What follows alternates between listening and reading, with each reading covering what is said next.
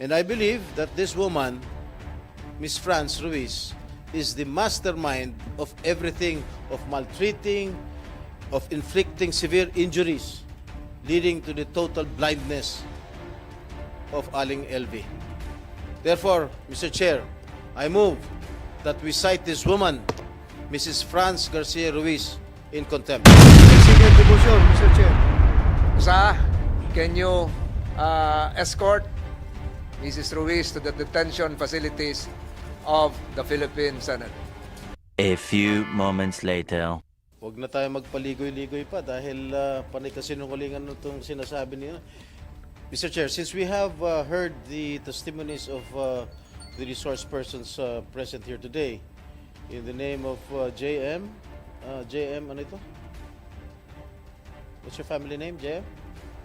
Taroma, Patrick, Simbahon, and Dodong, alias Dodong. And there are a lot of witnesses who wants to come out and to testify against Miss France.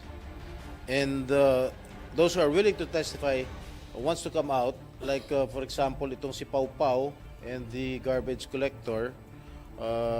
Maybe we can summon them in the next hearing, maybe by next week, because we are going to have our recess the week after next. So, and this woman, our resource persons, Mrs. France, have been giving a lot of inconsistent answers coming from me. And I believe that this woman, Miss France Ruiz, is the mastermind of everything, of maltreating, of inflicting severe injuries, leading to the total blindness of Aling Elvie. Therefore, Mr. Chair, I move that we cite this woman, Mrs. France Garcia Ruiz, in contempt. I second the motion, Mr. Chair. There is a motion here coming from Senator Estrada to cite in contempt Mrs. France Garcia Ruiz, duly seconded by Senator De La Rosa, and under the rules of the Senate, as affirmed. Maybe, Mr. Chair, we better confine her at the Pasay City Jail, not here in the Senate. And under the, if I may continue, Senator Estrada, under the rules of the Senate, as confirmed by the Supreme Court in Bulag versus Senate GR 234608, July 3, 2018, and other relevant Supreme Court decisions, the committee may, as affirming likewise the case of Arnold, cite a resource person in contempt. And the Sergeant at Arms may be directed by this committee to detain the said person cited for contempt. There is a subsequent motion, unless the first motion is amended by Senator Estrada, to transfer, to detain Mrs. France Garcia, to commit Mrs. France Garcia to the Pasay City Jail.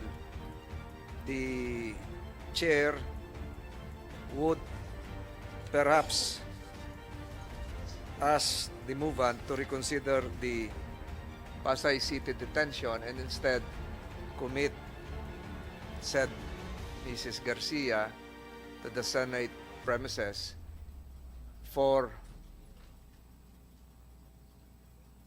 the reason that we will also be needing her immediate presence during next week's hearing, unless Senator Estrada would want to retract his modification, or if Senator De La Rosa would support the subsequent Chair, motion, amended motion, if I may. the committee would decide accordingly. Senator, Yep. Mr. Chair, Yeah. Senator if I may. Estrada first. I will not withdraw my motion.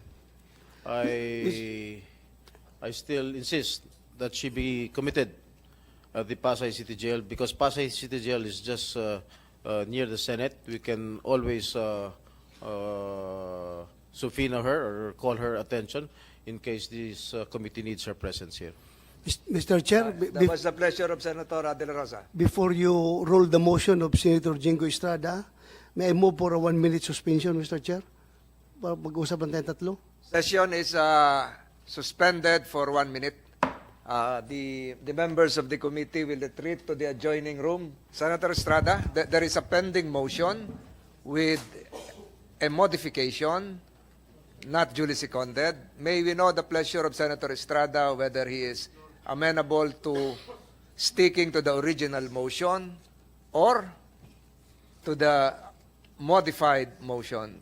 Senator Estrada, you have the floor. Thank you, Mr. Chair.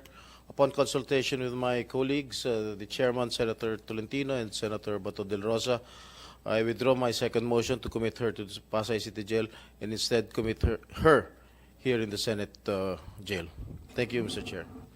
The said motion was duly seconded by Senator De La Rosa. Finding no other objections, comments from our other colleagues, the Senate Committee on Justice and Human Rights, after consultations with the members and a closed-door deliberation, hereby approves the said motion of Senator Estrada and a detention order be issued to Mrs. Franz Garcia Ruiz for continuously evading the questions propounded by the members of this committee, as well as falsely testifying under direct examination by committee members and consistent with the rules of the Senate, which considers a commitment order issued by a committee as a contempt of the Senate. The Sergeant at Arms is hereby directed to place under detention within the Senate premises said person, Mrs. Franz Garcia Ruiz, with visitation rights accorded to his family members as well as counsel, effective today, September 19, 2023, given in open session by the Senate Committee on Justice and Human Rights. So ordered. Osa, can you escort Mrs. Ruiz to the detention facilities of the Philippine Senate? Any motion to suspend the hearing for today? Mr. Chairman, I move to suspend the hearing for the day.